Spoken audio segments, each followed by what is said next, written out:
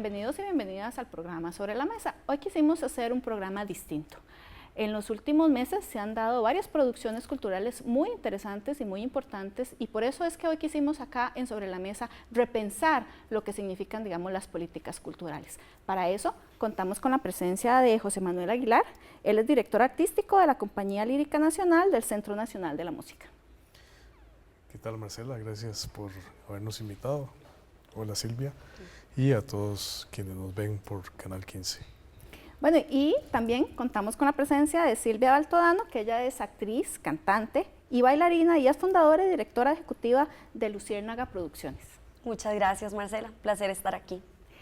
Tal vez podríamos empezar, Silvia, un poco, ¿por qué, de qué estamos hablando cuando hablamos de cultura?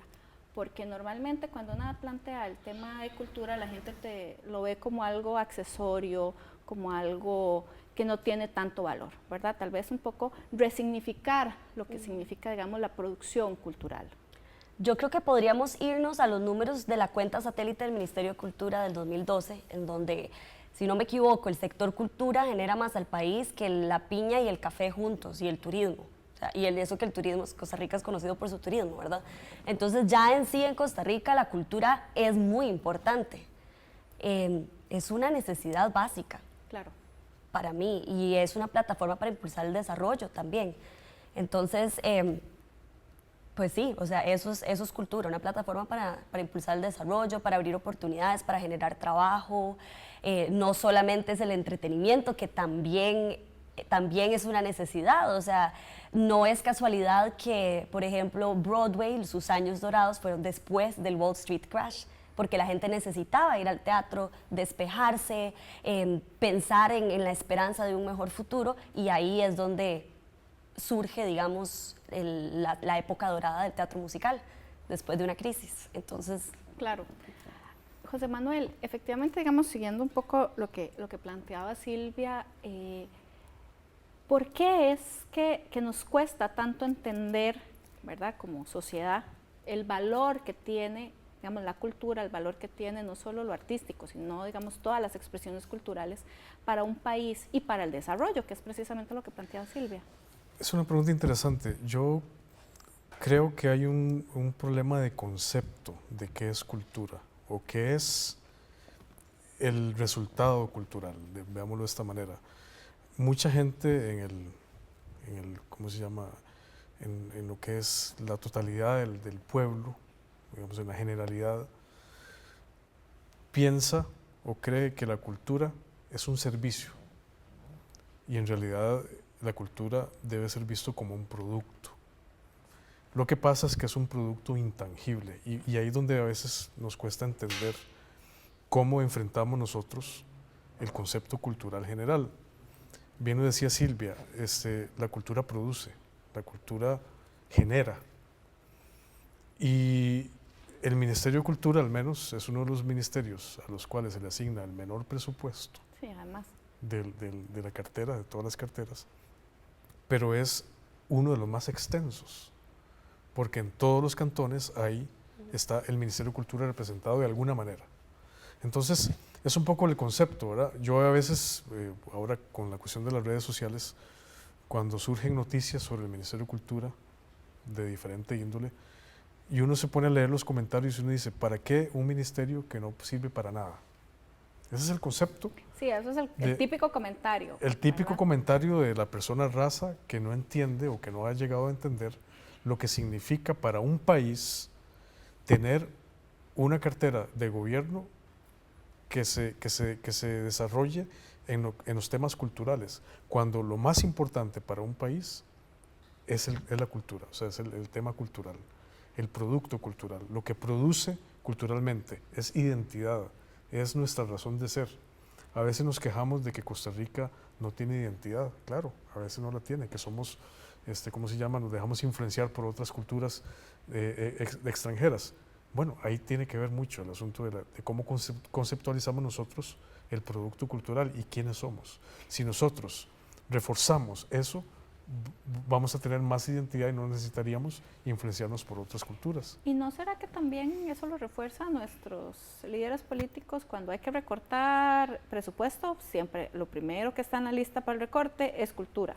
O sea, ¿cuáles son los criterios? Sí, y en todas partes del mundo, o sea, también creo que no solamente ocurre acá, creo que en todas partes del mundo es lo primero que se va, por lo mismo, porque no se ve como una necesidad, se ve como un lujo. Que era un lo accesorio. Exacto.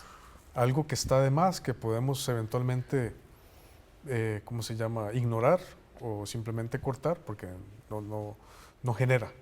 Entonces, por ahí va el asunto del concepto. Y ahí, desgraciadamente, nosotros los gestores culturales, en mi caso como servidor público y Silvia como empresa privada, nos cuesta tanto poder incorporar al sector privado en el apoyo a la cultura, por el mismo concepto que se tiene de que es algo accesorio.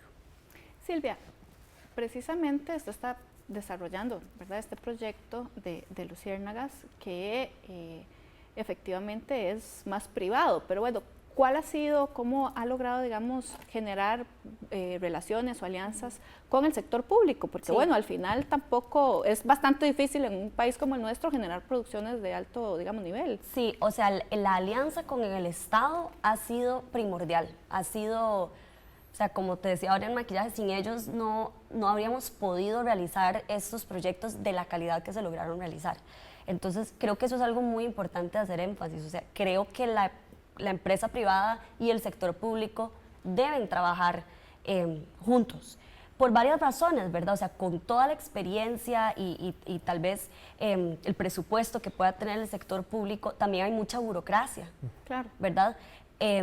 Entonces podemos apoyarnos de esa manera, uno puede hacer la producción artística, digamos, y no, igual se pasa por la burocracia, digamos, pero un poco menos, y podemos dividir las tareas, porque es sumamente laborioso realizar una producción así, y entre más unidos estemos, mejores resultados vamos a tener, ¿verdad? Sí, o sea, ha sido primordial el Estado, pero también tuvimos mucho apoyo de otras empresas, patrocinadores. Sí, se involucra bastantes patrocinadores en algunas producciones. Sí, vieras que en ambas producciones que hemos hecho han tenido bastante apoyo. Creo que no tanto apoyo como tiene, por ejemplo, el fútbol o los deportes, ¿verdad? Claro. Pero ahí, hacia ahí vamos. Algo muy interesante que nos contaron del INS, que fue uno de nuestros patrocinadores más importantes para Chicago, es que los videos que estaban compartiendo, las dinámicas que estaban haciendo acerca de Chicago, estaban teniendo más público en sus redes sociales que las dinámicas que habían hecho para fútbol. Entonces, que ellos mismos empezaron a replantear y a reconsiderar cuál es el público que ellos tienen y qué quiere el público que ellos tienen. Entonces, también es eso, creo que tal vez no nos hemos detenido a ver a quién le llega la cultura, a quién le interesa, cuáles áreas de la cultura. Y creo que somos más costarricenses de lo que uno pensaría. Sí, los que estamos interesados. Bueno, vamos a ir ahora a una cápsula que preparamos para el programa de hoy y ya regresamos acá.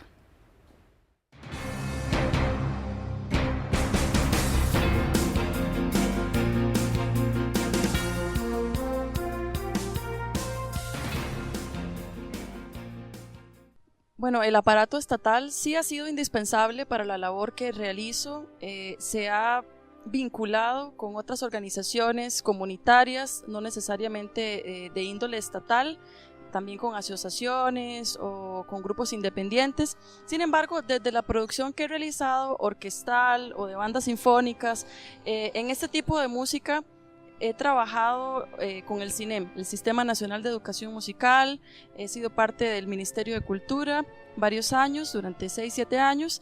Luego pasé a la Universidad de Costa Rica, entonces me ha tocado trabajar la parte de producción desde esos frentes.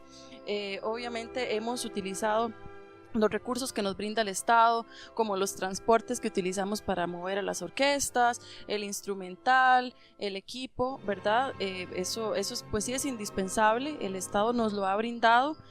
No siempre ha sido fácil, porque creo que en las instituciones culturales a veces, irónicamente, no existen o habían existido ciertos recursos pensados como tal para orquestas o bandas sinfónicas, así como no ha existido para otros grupos, pero en pequeños detalles hemos tenido que empezar desde cero. Desde el CINEM, pues comenzando porque no había una oficina de producción por allá en el 2009, 2008 que inicié con ellos, entonces tocó empezar desde cero. A veces no existen empezando desde el rol de productor, ¿verdad? Hay que empezar a crearlo y las funciones, y esto ha venido mejorando, creo que con el tiempo.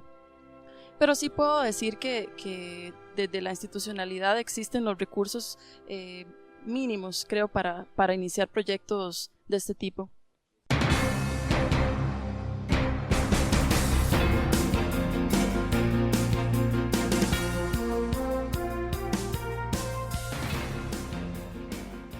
José Manuel, como veíamos en la cápsula y un poco también lo que planteaba Silvia antes, hay un tema, ¿verdad?, de cómo generar esas alianzas, pero a veces las personas que están, digamos, involucradas un poco nos dicen que es muy complejo, ¿verdad?, y que a veces la burocracia no entiende, ¿verdad?, qué es la vida de un artista, ¿verdad?, porque entonces resulta que tienes que tener factura timbrada, estar al día con la caja, ¿verdad?, y toda esa serie de requisitos que para alguien que en un país donde no se puede vivir necesariamente, ¿verdad?, o no todo el mundo puede vivir de precisamente o de cantar o de bailar o de generar producciones, por supuesto que no cumple con todos esos requerimientos. ¿Hemos avanzado en eso o eso siguen siendo esas trabas burocráticas? Marcela, bueno, yo creo que usted ha puesto el dedo en la llaga. En realidad, una de las cosas que más nos amarra a nosotros desde el sector público para poder generar producciones y poder generar nuestros objetivos, para poder cumplir nuestros objetivos, es básicamente el proceso de contratación administrativa. Curiosamente, el tema de la contratación, la ley de contratación administrativa y su reglamento tienen una serie de parámetros y estatutos para poder controlar, es una forma de control de las contrataciones. Elimina el enriquecimiento ilícito y una serie de malformaciones que tal vez en el pasado se dieron. Lo que sucede es que esta ley a veces nos amarra las manos y los pies para poder hacer las cosas. Y el paso de la profesionalización de un artista consagrado, que tal vez ha estudiado y se ha desarrollado en universidades y demás, pero el paso mental a convertirse en un profesional propiamente dicho para cumplir con los requerimientos que nos pide una ley de contratación para poder contratarlo y usarlo, usar sus servicios, su talento, etcétera, es muy, muy grande. O sea, a veces no se ha dado ese paso, no se ha terminado de dar ese paso de que nuestros artistas costarricenses principalmente, nuestros cantantes, nuestros músicos, nuestros pintores, etcétera, logren cumplir con los requerimientos de la ley. Entonces, si yo quiero un insumo, quiero contratar a esta persona para una producción X, a veces no puedo hacerlo porque no cumple con los requisitos y no puedo contratarlo de otra manera, porque yo como servidor público, como funcionario, tengo que ser garante de la legislación y la jurisprudencia existente, si no estaría yo mismo haciéndome una zancadilla, ¿verdad? Sí, por supuesto. Entonces, yo creo que no se ha completado, se ha avanzado mucho. Ahora cambiamos de sistema de compras, ahora se usa el SICOP. Tal vez podemos quedarnos con esa idea para precisamente en el próximo bloque entonces poder ahondar en el sistema de compras. Vamos a hacer una pausa y ya regresamos acá en Sobre la Mesa.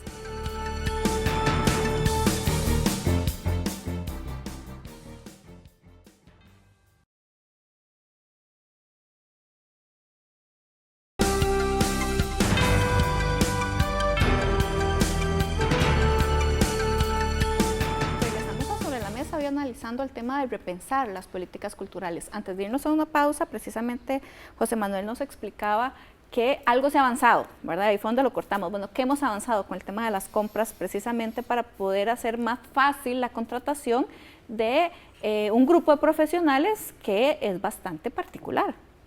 En lo que se ha avanzado es que los artistas, en su gran mayoría, ya han entrado a ese ordenamiento, ya se han logrado inscribir como trabajadores independientes en la caja, ya están registrados en tributación directa, ya están inscritos en SICOP, que es el sistema de compras del Estado, y ya han entrado en esa línea. Hay otros que se resisten. O sea, la resistencia al cambio siempre se da en Claro. todos los ámbitos. Y este es un tema muy sensible en el cual hay mucha resistencia, en entrar en ese ordenamiento. Por lo general el artista, no todos, pero en una generalidad, dice que ellos no tienen que firmar contratos, que no tienen que ajustarse a este tipo de legislaciones. Es muy ambiguo, ¿verdad? Claro. O sea, hay que ordenarse, de alguna forma hay que ordenarse, porque si queremos profesionalización, esa es una parte de la profesionalización, ¿verdad? Estar en regla con toda la documentación y requisitos. Pero hay un sector que sí se ha incorporado y están eventualmente a la vanguardia porque son eventualmente a los que se puede contratar, ¿verdad? Claro. Pero yo creo que falta un poquito más. Igual también hace falta de parte nuestra, de parte de la parte estatal, crear los espacios necesarios para que los procesos sean más fáciles, más accesibles, más igualitarios. Y capacitar también a las personas, creo que Sí. Silvia quería decir. Sí, o sea, en el CICOP creo que la página solo sirve si uno tiene una computadora, una PC. Claro. Entonces, si uno tiene una Mac, tiene que ir a buscar una PC para poder hacerlo. Entonces, ahí ya estamos poniendo una barrera de que es un trámite adicional que hay que hacer, ¿verdad? Creo que el problema no es tener los requerimientos. Yo creo que como artista, digamos, también uno los tiene que tener. Sí, claro. Pues es para el bien de uno, Claro. en cierta parte también. Creo que uno de los mayores problemas es que una vez que uno se inscribe en la caja, debe continuar pagando eso todos los meses, tenga o no tenga Contrato. trabajo. Entonces, como artistas, eso es lo que nos cuesta. Un mes no gané nada, pero igual tengo que pagar la caja, tengo que pagar el seguro del INSS, bueno, ese es anual, digamos. Entonces, tal vez una manera de ver esto sería que sea porcentual. El mes que tuve un buen ingreso porque trabajé en una producción buena, pues entonces puedo abonar más a mi caja, pero el mes que no trabajé, ¿cómo voy a abonar si no gané, verdad? Claro. Creo que ahí es donde está un poquito lo que nos cuesta a los trabajadores independientes, ¿verdad? Y Silvia, ¿qué es lo que, digamos, cómo podrías plantear lo que significa el profesionalizar? Porque bueno, usted estudió, ¿verdad? A veces la gente piensa que estar en esas obras es algo como muy simple, uno nada más medio sabe cantar y va y lo hace y medio sabe bailar. No, tal vez sería importante que usted nos explique qué es lo que significa ser una profesional en este campo. Bueno, yo siempre les digo a mis estudiantes que el profesionalismo es algo que todos podemos tener sin tener talento alguno, digamos. O sea, uno siempre habla del talento artístico y todo, pero el profesionalismo es igual de importante y eso es una decisión, es una actitud. Además de, digamos, del entrenamiento y todo, creo que es una actitud muy importante del artista. Algo importante que hablábamos es uno mismo ser exigente con uno mismo y con la gente que trabaja con uno. Ser flexible, por supuesto, pero ser exigente, saber lo que vale el trabajo de uno, ser abierto a entender, respetar ciertas cosas. O sea, si quiero trabajar para el Teatro Nacional, sé que tengo que tener esto y esto y esto y esto, y así es, y pues lo voy a ir a hacer. Mejor aún si uno no espera que lo quieran contratar para hacerlo, sino que ya uno lo tiene, ¿verdad? Y en términos de entrenamiento, creo que en las artes escénicas tenemos un gran problema, por llamarlo así, que es que tenemos que estar constantemente entrenándonos. Claro. Entonces es una inversión y creo que como artista profesional uno tiene que saber y estar dispuesto a invertir en sí mismo para poder seguir desarrollándose. Nunca se deja de aprender, nunca, aunque uno ya se haya graduado de la universidad. Entonces eso es una parte muy importante del profesionalismo, estar siempre actualizándose, entrenándose, listo para salir a escena en lo que le toque a uno hacer, ¿verdad? Sí, claro. Tal vez, José Manuel, en esta lógica de lo que significa, digamos, ser una profesional, ¿verdad? Y entender que es todo un trabajo y que es un trabajo del día a día, y lo que el Ministerio de Cultura y todas sus dependencias está generando, ¿verdad? También para tratar con ese respeto y con esa ética a los profesionales. ¿Qué programas en este momento se están desarrollando que una podría destacar que son importantes, digamos, para mejorar las condiciones? Básicamente yo creo que tal vez no hay un programa amplio como para mejorar esto, pero sí hay una concepción desde el ministerio de que los artistas nacionales deben desarrollarse. O sea, eso es algo que está completamente claro. De hecho, hay prioridad, o sea, hay prioridad para los artistas nacionales, al menos desde la rama que a mí me ocupa, que es la compañía lírica. En nuestra producción tenemos el 3% creo del elenco es 100% nacional. Solo tenemos 2 de 9 solistas que se lo conforman la ópera La Traviata, solo 2 de ellos son extranjeros, 7 son nacionales. Eso es porque, digamos, la compañía tiene un deber y es desarrollar el arte lírico en Costa Rica y utilizar, echar mano del material nacional que se tenga, y si eventualmente se considera artísticamente que no hay un nivel para poder optar por algunos roles, pues eventualmente se buscan roles extranjeros o personas extranjeras. Eso es algo que se ha dado desde 1980, es nuevo. Y pero sí hay un espacio, al menos, de desarrollo. A veces el artista nacional, y lo digo por experiencia propia, yo he sido partícipe de una gran cantidad de producciones como cantante de coro. Yo integré el Coro Sinfónico Nacional por más de 20 años y tuve la oportunidad de desarrollarme en ese ámbito. Yo he visto que a veces el artista muchas veces está sobrevalorado en sí mismo. O sea, no sé si lo logro explicar de esa manera. A veces nuestro desarrollo nacional no da para pretender otras esferas. No hemos llegado a ese nivel. Exacto. Eso lo digo con completa claridad y lo digo con completa certeza. A veces nos falta dar ese paso para dar el gran salto. Entonces, ¿qué hay? Yo creo que lo que hay son desfases entre la formación y la profesionalización. Apoyando un poco lo que decía Silvia, el ser profesional no implica tener un título, ¿verdad?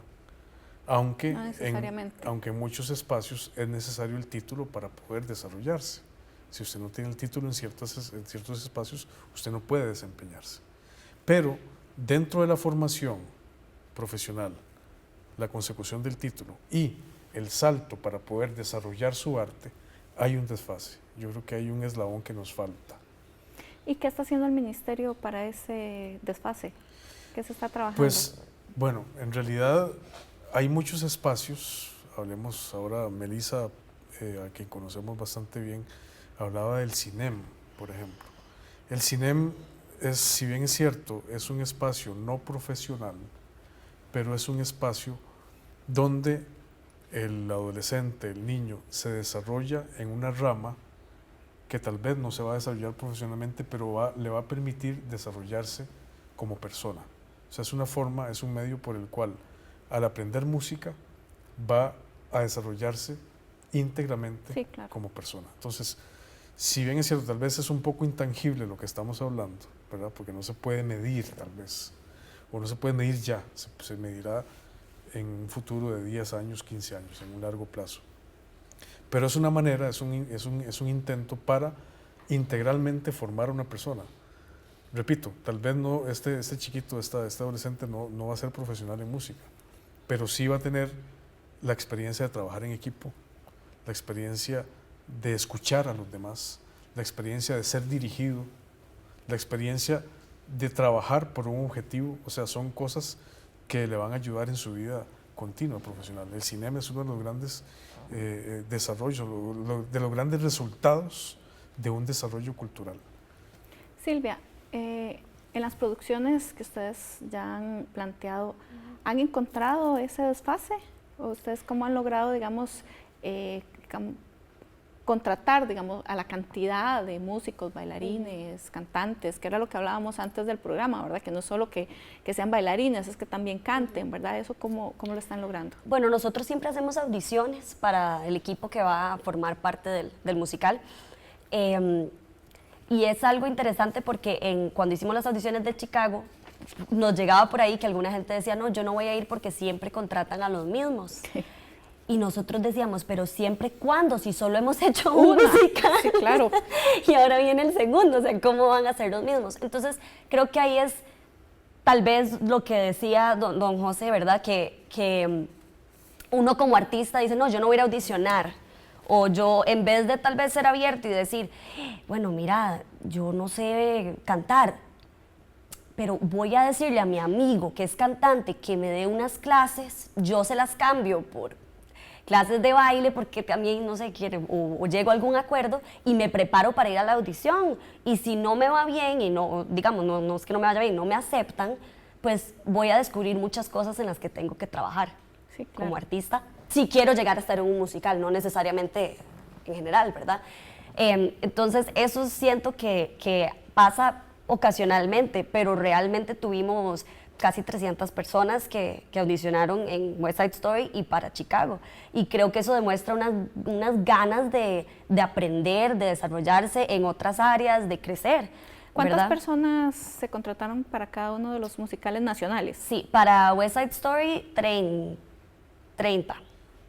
Para Monstruos era un elenco chiquitito, 8.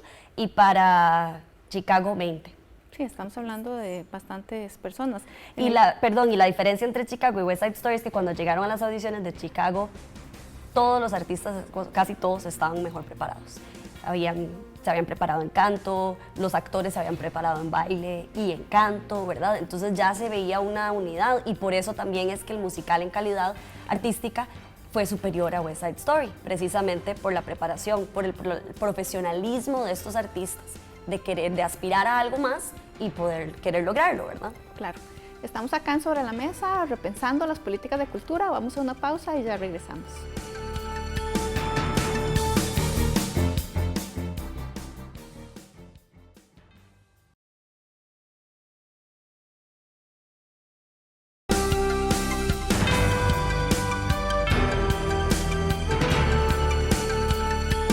Regresamos a Sobre la Mesa y analizando el tema de las políticas culturales. José Manuel, es un tema, digamos, que en otros momentos hemos hablado y es el tema económico, ¿verdad? O sea, realmente, ¿cuáles mecanismos existen para el financiamiento de artistas? Y también cómo se está financiando un poco la ópera, porque nosotros el otro día conversamos que al final lo que uno paga en taquilla no cubre evidentemente lo que significa la puesta en escena.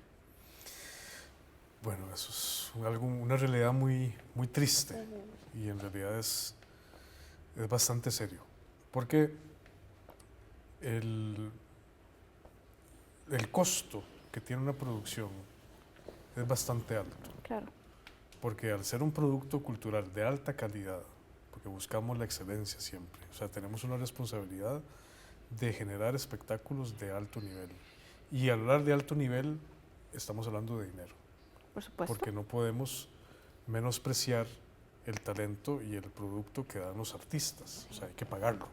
Claro. Hay que pagarlo y hay que pagarlo bien, hay que pagarlo acorde con lo que eventualmente se mide en otras esferas. Y curiosamente, a pesar de ser tan caro, o a pesar de ser tan oneroso, nosotros pagamos honorarios mucho menores de lo que se paga en el exterior. Nuestros artistas, los artistas que invitamos del exterior, ganan a veces 3 veces más de lo que nosotros le pagamos aquí. Sí, claro. Y imagínense, digamos, la dimensión, ¿verdad? Entonces, todas estas producciones son completamente subvencionadas por el Estado. O sea, hay un presupuesto anual que se destina para esta producción.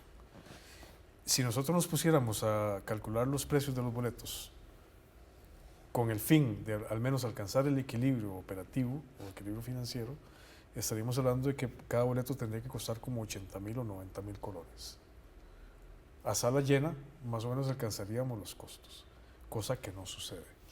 Entonces, claro, pero ahí yo me pregunto, la gente paga hasta 150,000 colones por ir a un concierto, ¿verdad? Pero cuando decimos que es ir al Teatro Nacional o ir al Melico a ver, ¿verdad? Escuchar una ópera o un musical, 15,000 colones, 20,000 colones, es que está carísimo. Sí. ¿Por qué, digamos, no le damos el valor que efectivamente tiene? Es un poco la formación en la educación, ¿verdad? O sea, es un poco de todo. O sea, podríamos aquí durar toda la noche hablando del mismo tema, porque en realidad forma parte del concepto que la gente tiene de los productos culturales. Sí. Son productos completamente distintos. Un partido de fútbol de la selección nacional es completamente distinto a una producción de un musical como el que vimos hace 2 meses en el Teatro Melico Salazar con Chicago, ¿verdad? Son públicos metas distintos, tal vez en algunas formas se mezclan, pero son productos distintos, están enfocados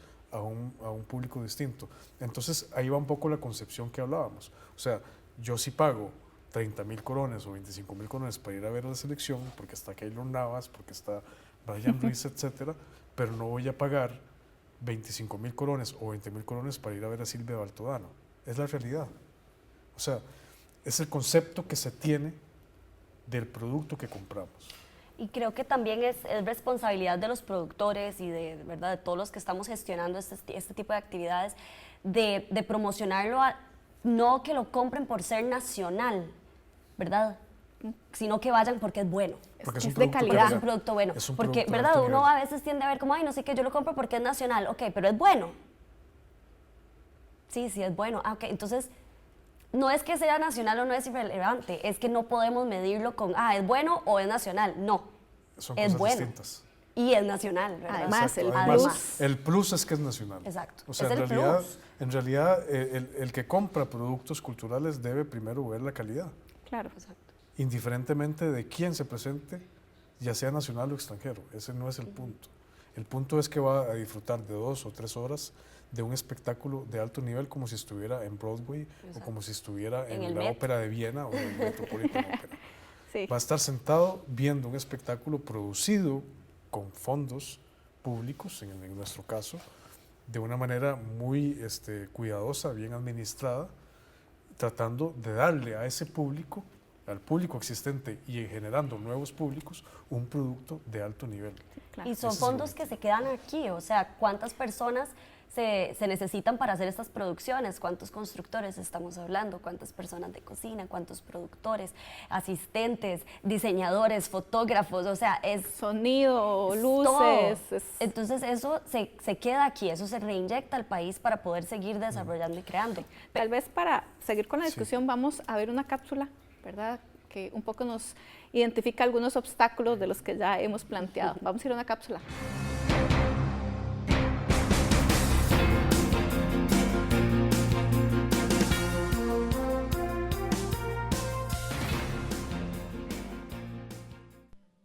Dentro de los obstáculos que veo para la producción musical, ¿verdad? De mi puesto como productora artística en la universidad, creo que uno muy fuerte es una necesidad de espacios adecuados para llevar todo tipo de presentaciones, de orquesta, teatro, danza. Creo que otros compañeros y compañeras estarían de acuerdo conmigo en la necesidad de una mejora y de la creación de espacios más aptos, que sean más amenos, que le den a los artistas la oportunidad de presentarse con todas las que se merecen y no dejarnos a un lado. Creo que también la burocracia estatal es bastante fuerte, es difícil a veces mover grupos tan grandes y también los pequeños cuando se tienen tantas trabas, y no hablo de requisitos, nosotros sí podemos cumplir con los requisitos a veces, pero los tiempos no juegan a veces a nuestro favor y necesitamos un poco más de que el aparato estatal nos ayude a movernos con más facilidad, a hacer giras y hacer nuestras producciones con un poco más de tranquilidad, ¿verdad? No, a veces tenemos que correr muchísimo y se deben meramente a un asunto del sistema que nos tiene un poco atrapados. Yo creo que necesitamos un poco más de soltura y conocimiento de lo que realizan los productores. A veces nos encasillan en lo administrativo, ¿verdad? Como que somos un administrativo más y yo como productora tengo a veces que hacer muchos malabares para poder transitar el sistema y llegar a donde tenemos que llegar con nuestras producciones, por este encasillamiento donde nos ponen. Yo creo que necesitamos un diálogo más cercano y más abierto con las autoridades para que conozcan lo que hacemos, quizás más desde adentro, ¿verdad? Evitar este encasillamiento y que se den realmente las condiciones que necesitamos para hacer producciones de alto nivel, porque el talento existe, la anuencia existe, la disponibilidad existe, pero necesitamos un poco más de ayuda. Creo que lo que tenemos no es suficiente.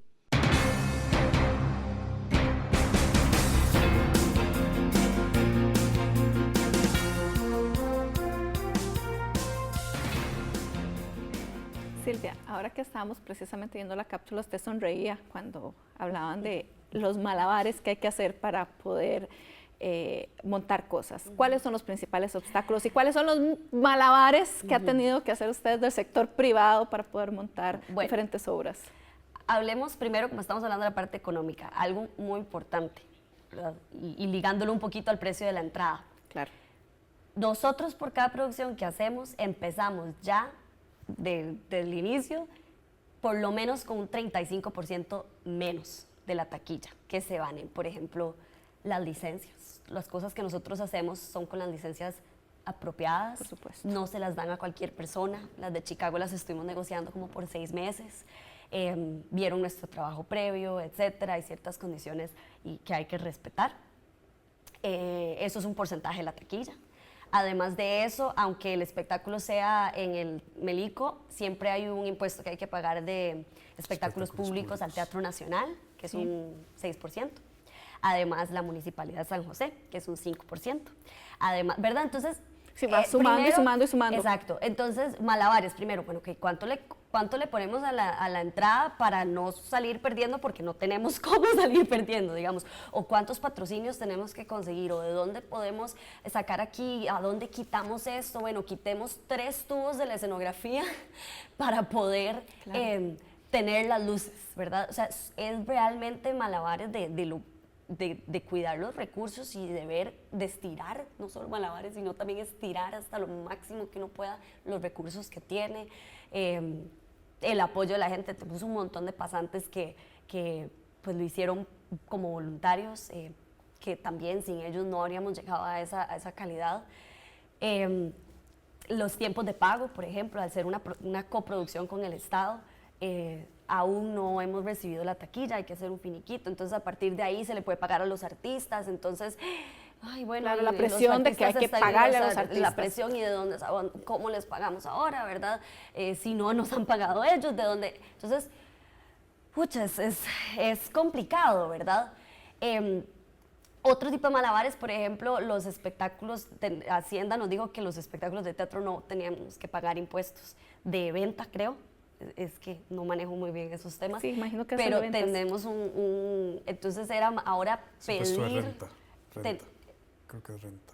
Bueno, uno de los dos impuestos que hay que pagar.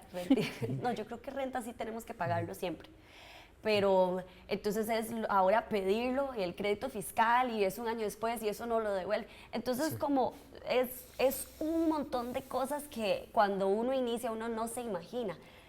Y también en parte uno es productor, en mi caso yo soy artista, ni siquiera soy productora, digamos, soy actriz y he tenido que aprender, pero tenemos un equipo fabuloso de productores que sí tienen mucha experiencia y creo que muchas de estas cosas hasta han sido nuevas para ellos también, por la complejidad que hay, ¿verdad? Y de todo, o sea, hasta detrás de escenas cómo soluciono el huequito de las mallas, ¿verdad? O cómo arreglamos el micrófono, que a veces fallan. Si estuviera aquí nuestro diseñador sonoro, diría que una de las cosas que hay que trabajar muy bien es que justo afuera del Melico se parquean todos los taxis. ¿Sí? Y ellos funcionan con radio, con ondas de radio, y los micrófonos también, porque son inalámbricos. Pequeño. Entonces, de repente, hay ahí alguna interferencia. En teatros grandes lo que hacen es comprar su propio canal, digamos. Entonces nada va a interferir, pero obviamente eso no lo podemos hacer. O si pasa una ambulancia, de repente ya se desconectó el micrófono. Entonces son bastantes retos, digamos, de técnicos, administrativos, financieros, que hay que aprender a lidiar con eso y a hacerlo de la mejor manera, porque hay que hacerlo de una manera. No es una excusa para no hacerlo, ¿verdad? Estamos en Sobre la Mesa, vamos a hacer una pausa y ya regresamos.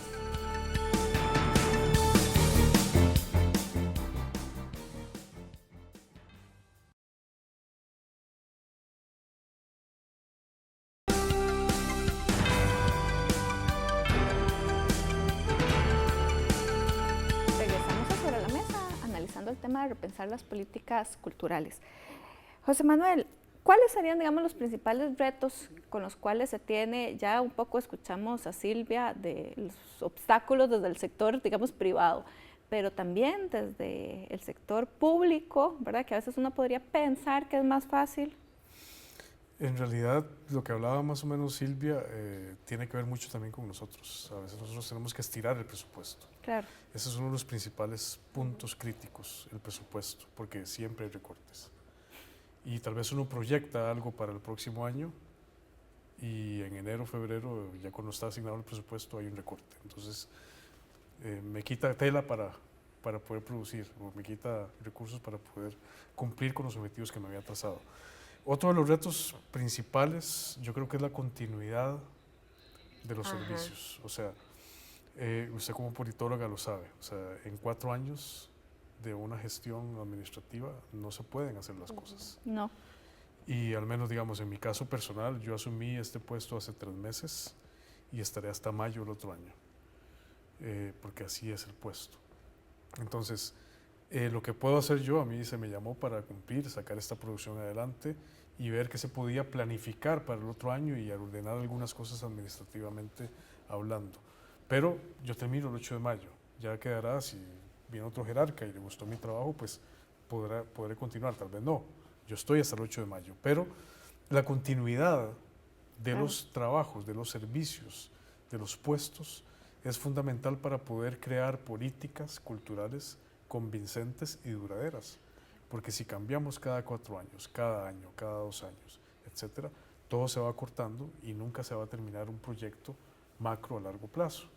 Entonces, esos son los grandes retos, el presupuesto, la continuidad de los proyectos, y tal vez no es necesario que la gente que agarre puestos vitalicios en estas direcciones, pero sí por lo menos que haya un compromiso de una nueva dirección en continuar lo que ya se ha iniciado. Pero la planificación no se hace a mediano plazo, no, es muy cortoplacista también. Eso es, en realidad eso sería lo ideal. El mundo ideal sería planificar a mediano plazo. Claro. Por lo menos en una gestión de 4 años, planificarlo todo, tenerlo todo bien organizado. Pero desgraciadamente no sucede. Y no sucede por una misma situación administrativa que vivimos las instituciones. No hay tiempo para planificar. O sea, cuando usted se dio cuenta ya hay que presentar el anteproyecto el otro año y corra, porque hay que moverse y a veces los anteproyectos se plantean de una manera ahí somera y no se cubren todos los flancos. Entonces todos se nos van en tiempo de contratación, se nos van en tiempo de producción y se termina el año y ya no hizo nada, porque desgraciadamente así es. Todo es muy vertiginoso y desgraciadamente no se cumplen a veces los plazos establecidos. Sí, claro. Entonces uno de los grandes retos es un poco el presupuesto, la planificación y el poder proyectar cosas a un mediano plazo. Bueno, tenemos preparada otra cápsula, entonces vamos a ir a verla y ya regresamos.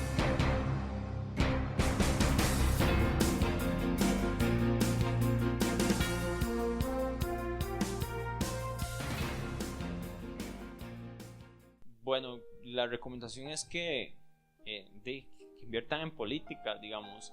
Si bien es cierto, el tema de política es muy interesante y ayuda a que la gente pueda conocer más, ese tema de políticas también ayuda a que la gente se empodere y pueda también buscar que su municipio como tal pueda acuerparlos en el tema de cultura, dando dinero, incentivando los emprendimientos, mejorando las condiciones de patrimonio, si fuese el caso, pero si no se hace, digamos, el tema de política se vuelve un poco más complicado. Ahora, no quiero decir que sea la única herramienta, porque no lo es, también existen, o debería de haber un movimiento, ¿verdad?, que le exija a su municipio de fondos para realizar no solamente actividades culturales, sino también para profundizar en diferentes temáticas de índole comunal que son bastante importantes, por ejemplo el tema del agua y otras más, pero realmente, digamos, la recomendación a mi parecer sería el tema de política y que la gente por ende se vincule con eso, tratando de unir esfuerzos.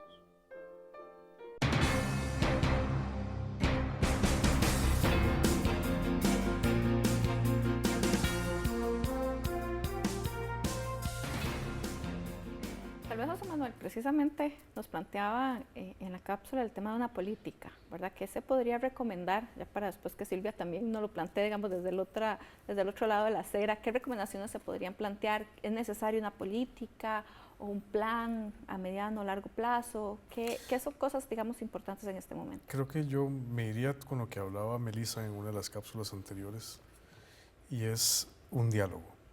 O sea, abrir un diálogo desde los sectores cantonales, desde las municipalidades. O sea, ¿qué es lo que las municipalidades requieren en el plano cultural? De esa manera se van a lograr crear las políticas desde los gobiernos locales que trascenderían allá lo que es a nivel ministerial, ¿verdad? O sea, tener representación en cada cantón generaría un poco la discusión de cuáles son las políticas que el país debe seguir. Y eso no depende de una administración. No. Ya será una política nacional a largo plazo.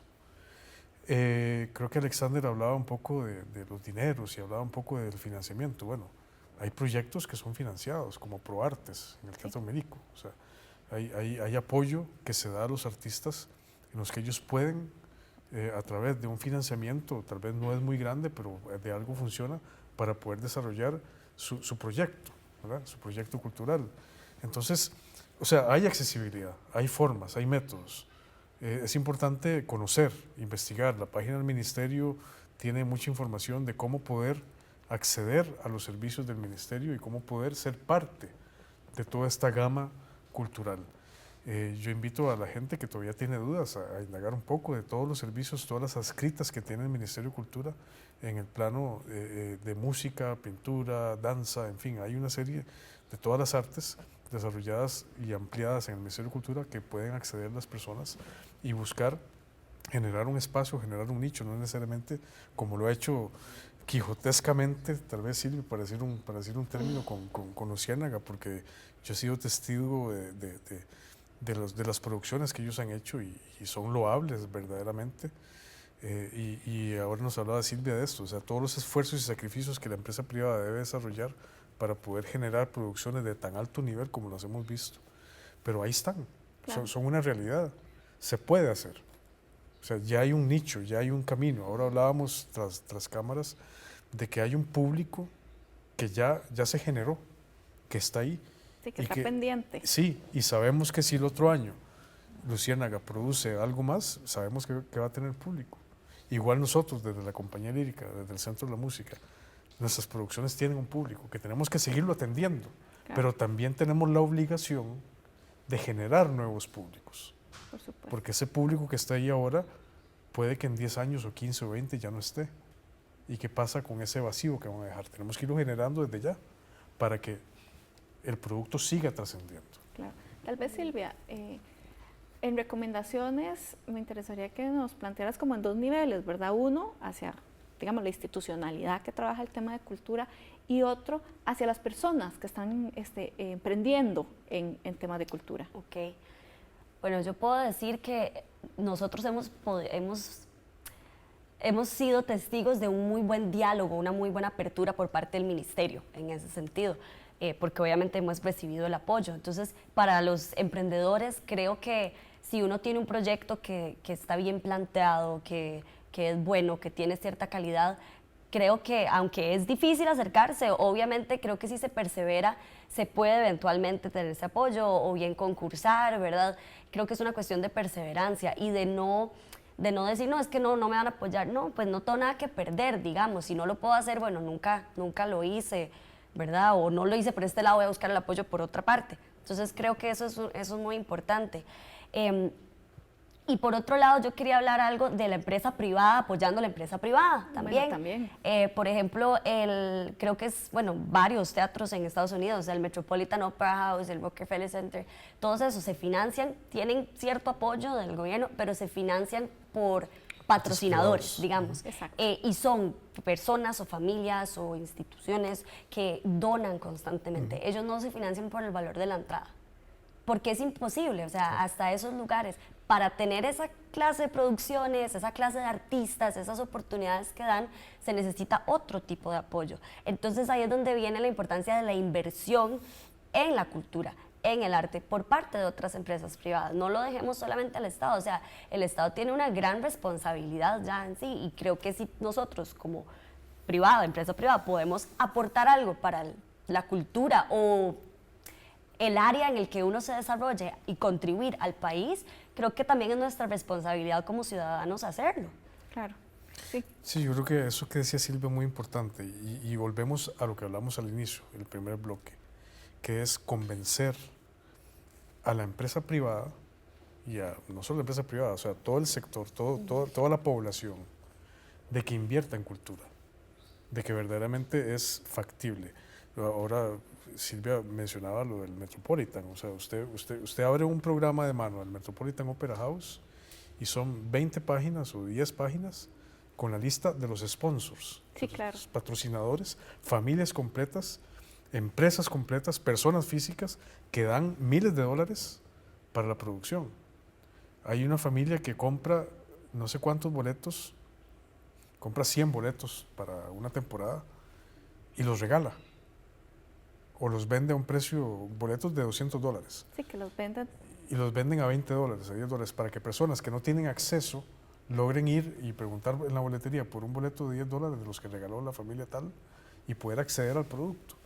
O sea, eso es invertir en cultura, Claro. eso es trascender, eso es una política, pero ya es una política que es cultural de la población, no es de un Estado, es ya algo que está completamente intrínseco en el ciudadano. Sí. Y eso, de aquí a eso nosotros estamos a años. Tenemos que ir trabajando. Tal vez, Sí. José Manuel, ya como vamos cerrando, ¿qué proyectos tiene la compañía próximamente? Bueno, la compañía, nosotros estrenamos la ópera La Traviata ahora el 23 de julio.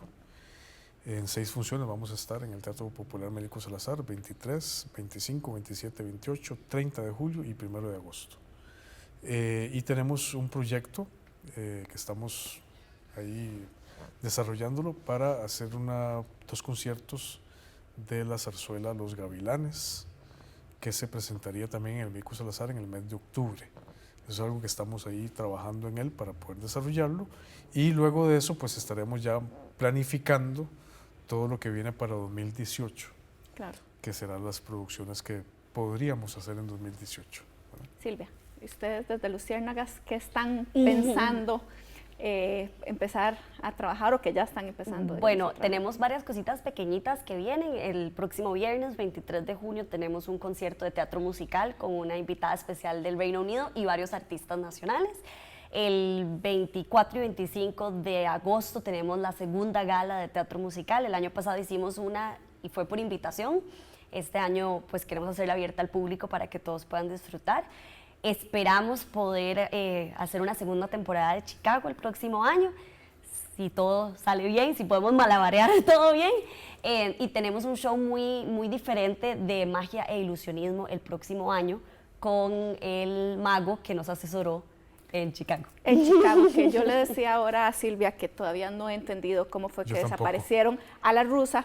Fue magia. En medio, sí, fue magia. Bueno, muchísimas gracias a ambos por haber estado aquí en Sobre la Mesa. Y bueno, mucho que hacer. Evidentemente ya con escucharlos me canso de solo imaginarme todo lo que significa las próximas producciones de este año. Les invitamos también a que se acerquen a ambas instancias y puedan participar.